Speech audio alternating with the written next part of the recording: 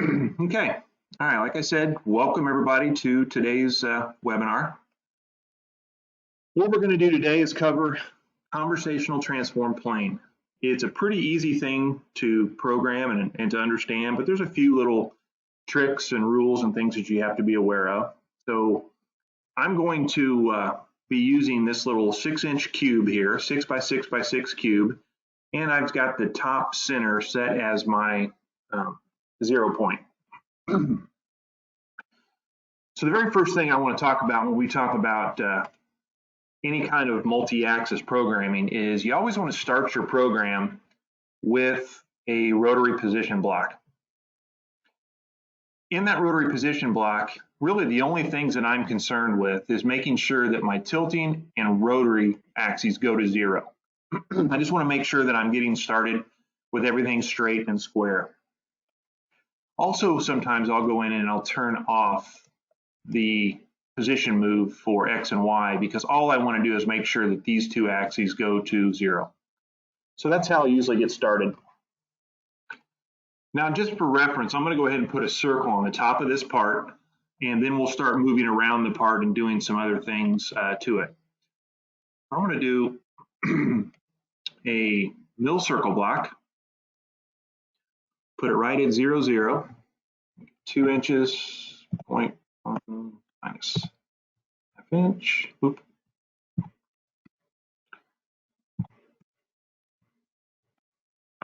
I'll make that a pocket.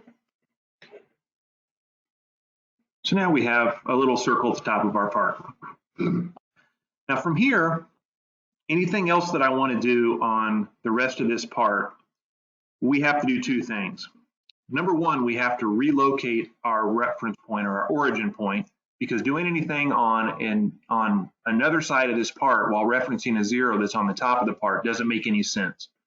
So first of all, we need to move our 0 point, and then we have to rotate our work plane so we will be perpendicular to that particular side of the part we're going to be working on. So we do that with a conversational transform plane block. And by the way, all of the programming I'm doing today is in the universal rotary. So you'll notice that everything that I look at here is going to be called universal rotary. So I'm going to insert a block. Under rotary and transform planes, we're going to do a transform plane. Now, I said we need to do two things. We need to move our origin point and rotate our work plane to be perpendicular to the side we're going to work on. And we can do both of those things here in the transform plane block. Now, the first thing it asks is the origin point. Basically, we need to determine how far from the original 0 point is it to the 0 point that we're going to be going to on the other side. Now, in this particular part, let's say we want to move also to the center of this front side of the part, and I want to engrave the word Hurco across there. Well, I have some X, Y, and Z fields here, and it wants to know the measured distance from where I am to where I'm going. Well, if I'm going to go from here, I'm going to move straight back in Y and then down in Z. So I'm not really moving anything in X. X is going to stay with the center of the part. So I'll leave that at 0. Going from the center of the top to this front edge is -3 inches in Y, so we'll put -3. And then I'm going to drop down from this top surface down the Z axis to the center of this side, which is also a -3. Now, everything that we do from this point on, all the X, Y, and Z fields in the following blocks will be referencing that new position. Now we need to rotate our work plane so Z is perpendicular to this front side. And we do that using the rotation angles. Basically, what I want to do is I want to rotate from where I am now, looking at the top of the part, and I just want to rotate straight around X 90 degrees.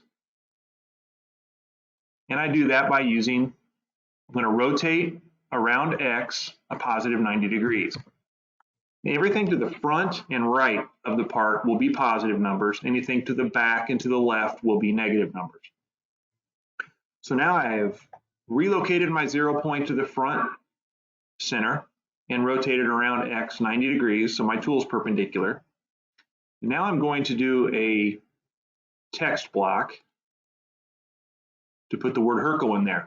Now I'm going to locate this text box by the center of the box in X and the center of the box in Y. They're both going to be at 0, 0. Let's make this 4 inches long and 1 inch tall. I'm going to type the word Hurco. We'll go to 0.1 minus 50,000. Also notice that when I moved 0 to that face, that became the 0. So now my Z start and Z bottom are referencing from this face of the part that I moved to. I don't have to worry about this old 0 point at all. So let's select a small end mill here to do this. So here's the program. I use my transform plane to move everything and rotate. I'm going to do some stick lettering. And then just like patterns, if I start a transform plane, I have to end a transform plane. So after my stick lettering block here, I'm going to put in a rotary transform plane end. So that means that everything between these two blocks will get done at that new location with that new orientation. When the control reads this transform plane end, everything reverts back to the top center. So I'm always going from one known location. I'm not trying to figure out how far it is from my last transform plane to the new one. It's always going from the top when I end that. So if I get draw now, I should get Hurco written on the front of the part.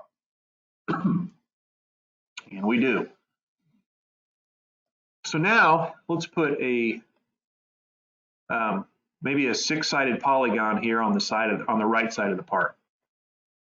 So we're going to go to our next block. We're going to have to put in another transform plane. So basically there's going to be a transform plane for each rotation or each side of the part. Now if I wanted to go down to this corner down here, which would be the bottom left corner of that side, I need to put my values in there. So along X, I'm going to be moving from the center positive 3 inches. I'm going to be moving to Y negative 3 inches. And I'm going to drop down the full negative 6 inches in Z. So that moves 0 from here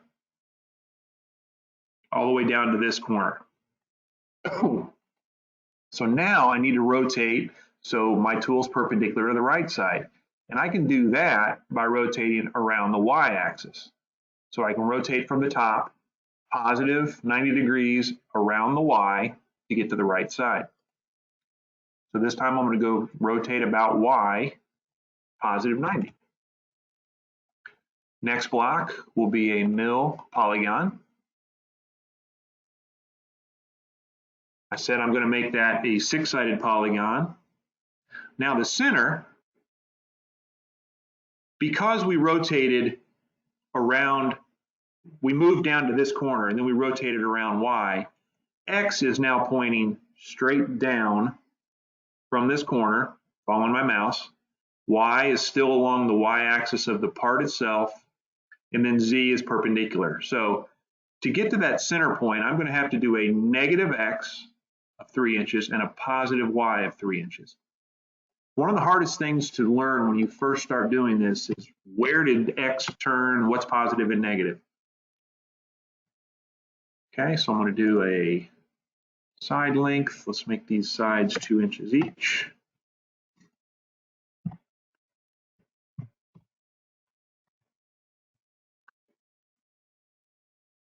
So there's our polygon. Our next block has to be a transform plane end. So I go back to rotary and transform planes, transform plane end. Now if I draw that, I should get my circle, Hurco, and then a 6-sided polygon on that side of the part. So pretty simple. Well, what if we wanted to do something that wasn't all the way to the corner? Let's say I wanted to remove 1/8 of an inch of material off the back side of this part. Well, I do that pretty much the same way. Is I'm going to transform plane to a location and rotate. So let's talk about that. My next block is going to be a rotary transform plane. In this case, I'm going to move to, let's move to this corner, which would be on the top side, top edge of that back corner there. Let's rotate our part around here so it makes a little more sense. So we're going to go to this corner right here. Well, so the numbers in our transform plane then are going to be a -3, positive y of 3 inches, and I'm not moving z at all because I want to stay right up here on this part, on this surface. So I leave that alone. Now I want to rotate around the x 90 degrees. So I'll be to this corner here. So I'm going to rotate about x, -90 this time because I'm going to the back, -90. And now everything is going to be perpendicular to the back side using this front left corner as my 0 point. Next block, let's just do a mill face. Start at 0, 0. We'll do 6 inches by 6 inches. 0.1. Let's go to 0. And let's pick a tool from the, I'll just use tool 1 because I already realized I made a mistake. I haven't finished yet. So we're going to do an X bidirectional. Then our next block, we will end with a transform plane end. So what I told you we were going to do is we were going to machine 1/8 of an inch off of the back side of this. So that Y move that I put should not have gone the full 3 inches. I should have stopped 1/8 of an inch shy. So it should only go 2 inches 875 when I rotate. So let's fix that right now. So 2.875, rotate, and then face that off to 0. So if I run that now, we'll get that back part machined off. There's the 1/8 inch coming off. So that's how we control if we want to go somewhere other than all the way out to the edge of the part. So if I were to look at this in show all, you can see that there's our stock. There's the 1/8 inch we removed off the back side. So now let's do something on the left side of the part. Let's put a triangle over here on the left side of the part, a 3-sided triangle. The reason I want to do that is because I want to show how we can control the orientation of things. For example, we can do a conversational transform plane, and then you can do an NC merge to bring in a G-code program, 3-axis G-code program that you've written. Well, there are going to be times that we have to orient in the XY location or the XY orientation of our transform plane to match the way the part would have been in the vise had we done that with a 3-axis G-code program. So we can't always just rotate around one axis. So I'm going to do it the way, kind of what we've been doing the old way first, or the way we've been doing it. I'm just going to rotate around Y to get over here, and then I'll show you how we can fix that. So the next block, we're going to do a rotary transform plane. I'm going to move just to the center of this right side. Did I put in a transform plane end? Yes, I did. Transform plane. I'm going to move, so -3 in X, nothing in Y, and then -3 in Z. That'll get me to the center of that left side. And then I'm just going to rotate to a -90 around the Y. Let's do our mill polygon of 3 sides. At 0, 0. I'll do a side length of 4 inches.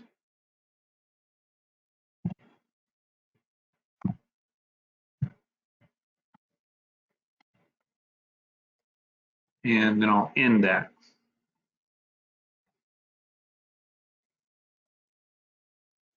So now we're going to get a triangle on that side of the part, but it isn't going to be oriented in the direction that we think it's going to be. It's going to be pointed backwards.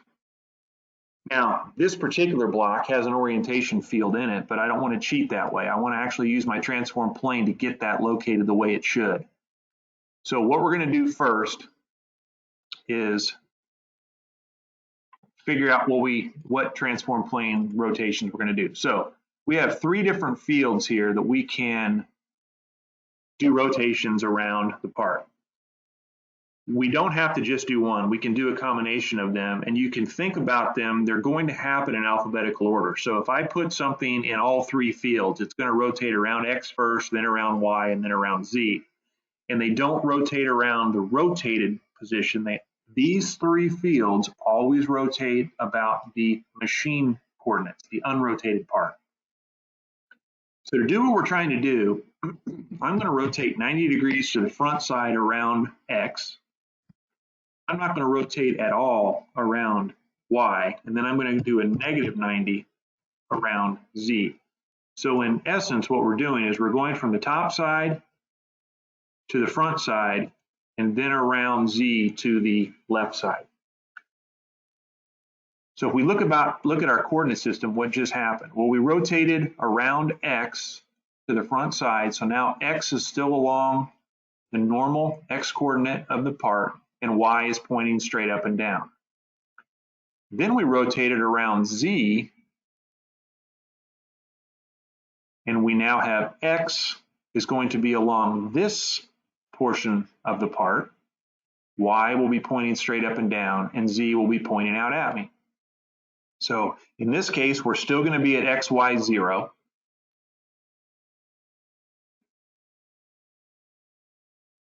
Our transform plane location isn't going to change. We're still coming down to this point here. Our rotation angles have changed now, though. We went to the front side and then around to this side. And now if we run this part, we'll see that that triangle is pointing up in the right direction, the way it's supposed to be.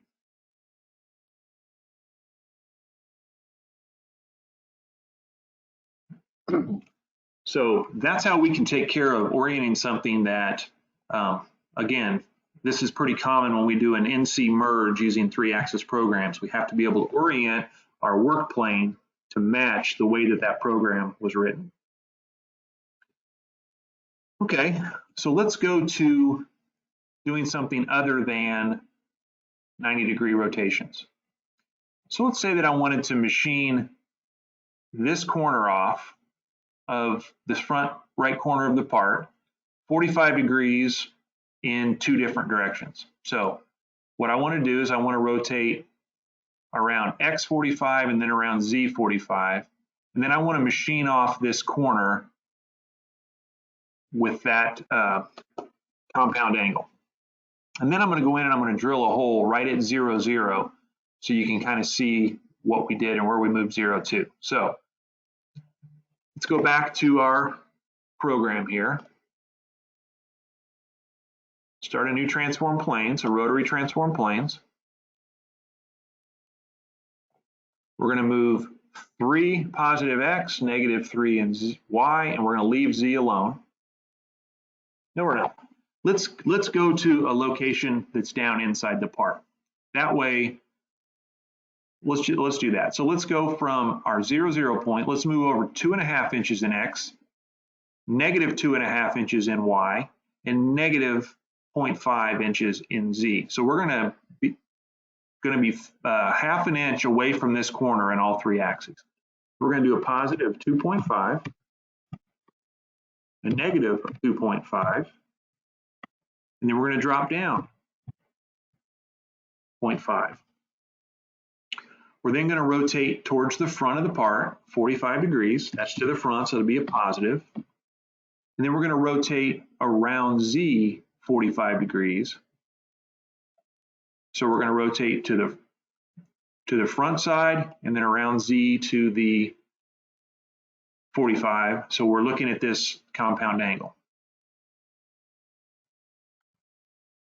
If you're looking down at the top of the part, anything counterclockwise is a positive move. And we're always thinking about the tool moving also, by the way. When we program these rotary transform planes, we never think of how the part's going to move. We only think about how the tool is moving. And one of the big reasons for that is this is universal programming. If you were on the last webinar, we talked about universal rotary. That means that I can take this 5-axis program and I can move it to any 5-axis configuration of Hurco machine and it will run, because it'll use whatever axes it has available to do what you're trying to describe. That's why we always talk about the part or the tool moving, not the part. So now that I'm there, I'll just do a mill circle. Let's leave that at 0, 0. We'll make it a 2-inch radius. 2, let's go down to 0. Because when we dropped, where we did that rotation of 45 and 45, that location, our origin point, has now become our Z0 face. That's what we were determining here. So let's do a 1, pocket boundary, and then I'll end that transform plane.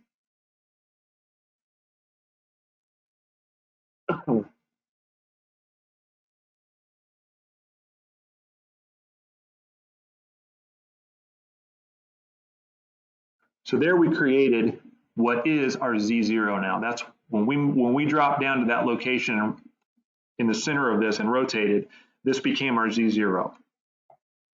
Now let's go ahead and put a hole there just so we can talk about the fact that just because so far all I've been doing is doing a transform plane, one feature, transform plane end. Well, after this mill circle and before the transform plane end, I'm going to insert a holes block. I'm just going to do a simple drilling operation. We'll start at 0.1. That yellow surface is Z0, remember. Let's go down 1 inch. I'll select a tool from the list. Let's find a drill. And I'm going to do a locations at 0, 0.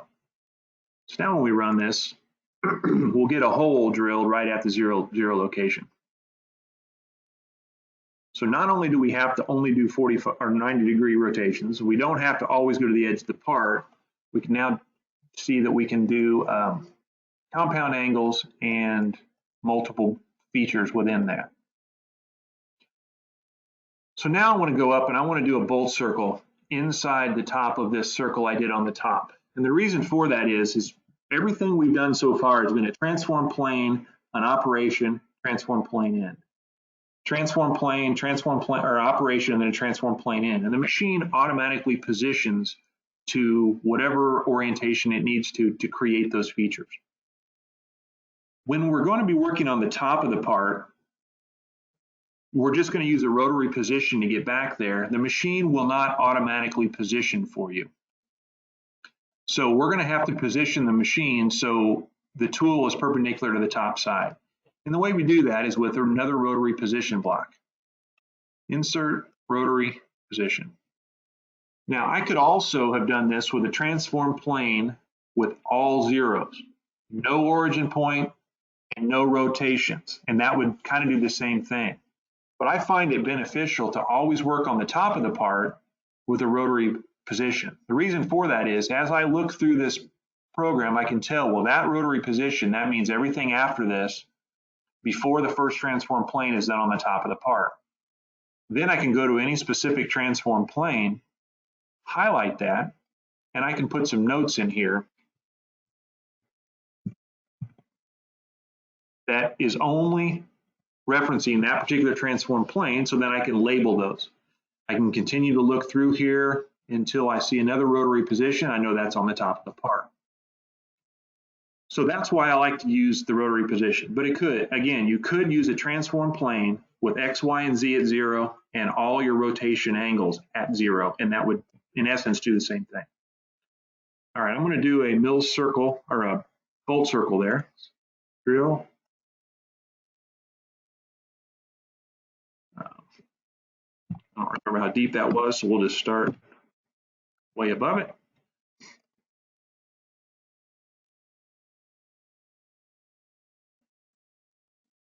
So here's our bolt circle.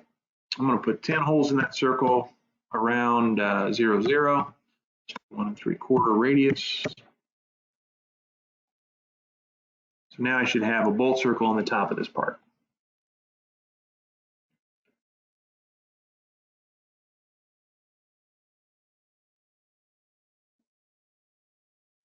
Okay, there we go. So that's how we get back to the top. So that's how we can handle rotations and transforms to all the multiple sides of the part, or compound angles and so forth. Now, let's say I wanted to do this same feature here on this front left corner on all of the corners of the part. Well, anyone who programs Rotary knows that we've got some Rotary program or some Rotary loop patterns and things that we can do to make that happen.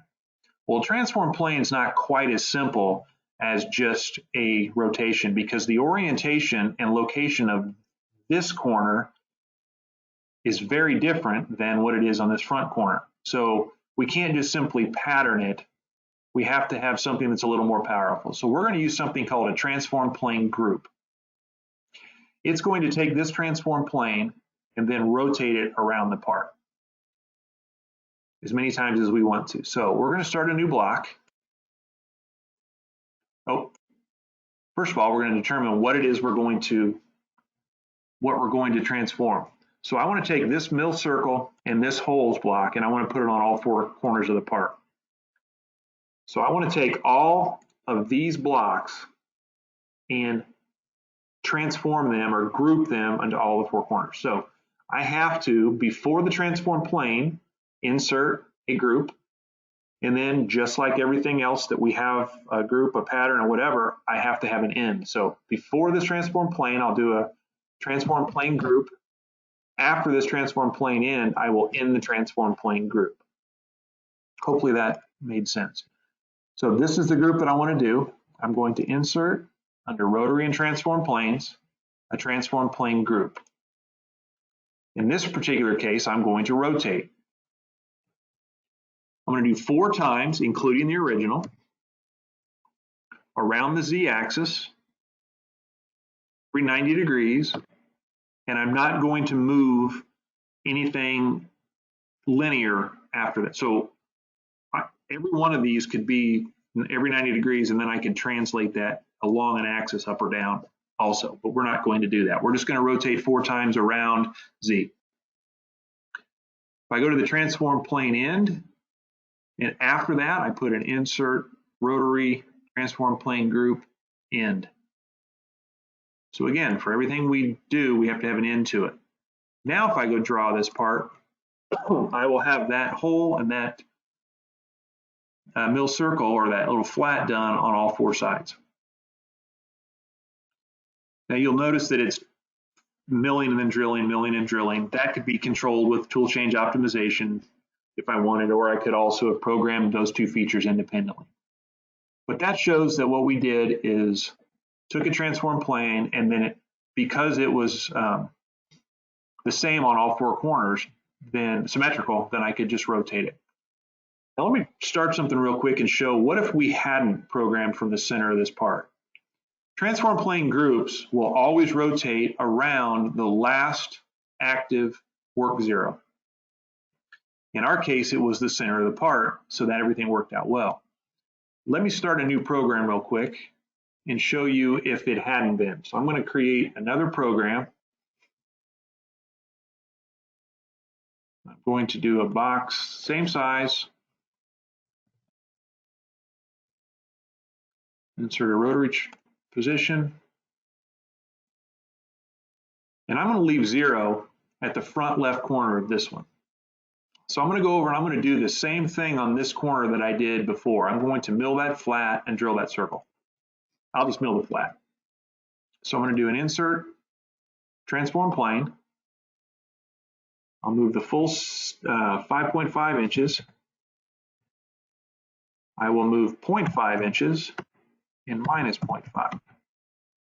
I'll rotate 45 to the front and then around Z 45. Next block, we'll mill our circle, which was at 0, 0, 2-inch radius.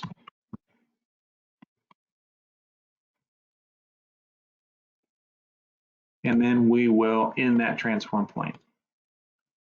So now, oops, I've got that corner machined off. I'm going to turn on show all so we can see everything here. Now, if I were to simply just go in here and do a transform plane group, there's my transform plane. Before that, I'm going to do a group,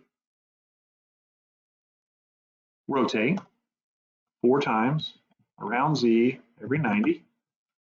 And then I'm going to end that after my transform plane end. Rotary, transform plane groups, transform plane group end. And then draw that. You'll see that it did transform that group. It rotated. And it's rotating around this 0 point, because that was the last known 0 that was active before our transform plane. So if you're going to use transform plane groups, you should program from the center of your part. But if you get into a situation where you want to do this, but you didn't program from the center of the part, we can still make this happen. So what we would do is I need to do a transform plane before the groups to get me to the center of the block. So let's do that first. I'll go to the transform plane group. Before that, I want to put in an active 0 point. So I'll do that with the transform plane. I'm going to move to the center of that part. There are no rotations. I want to stay perpendicular to the top of the part. Then I'm going to go all the way out here to the end and end that transform plane. And that got us halfway there. Now, if you look, we are rotating around the correct point. We're rotating around the center of the part, but our transform plane numbers are wrong. Because we can stack transform planes. We hadn't done that yet, but we can. This transform plane in block 2 was active when I called this transform plane. So it should have come from this one. So again, most people wouldn't do it this way. You would program, you would know you're going to do this ahead of time, but if you find yourself in a situation where you can't program from the center of the part, there still is a way to do that. And that is, those transform plane numbers came from the center, and I went 2.5, 2.5, minus 2.5. Now you'll see that I was able to get it in the right location on that part.